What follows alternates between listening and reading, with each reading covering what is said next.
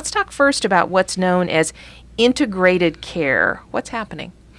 Well, the way that services are presently administered, you have two different systems. One that works for physical care, person's bodily issues. The other one is behavioral health care, mental illness, substance abuse, things of those nature.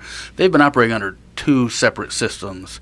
So you have all your duplication of services, and not services, but administration and so forth. You have two different systems.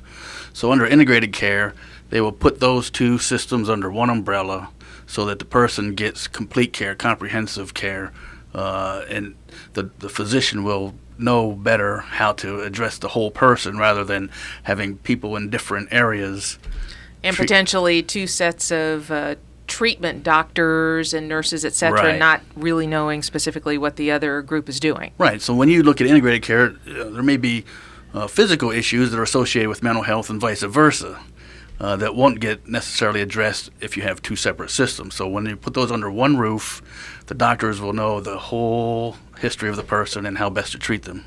Fiscally, Dan, do we know if going to integrated care will have any ramifications for the budget, or do they think maybe that saves any money at all, or is it strictly about just trying to have a better care, better outcome for the patient? Well, certainly if they have better care and better outcomes, that should save money in and of itself. Because they are accessing care less, presumably. Right. So this whole switch, and we're moving into managed care, the whole notion of that is for better outcomes.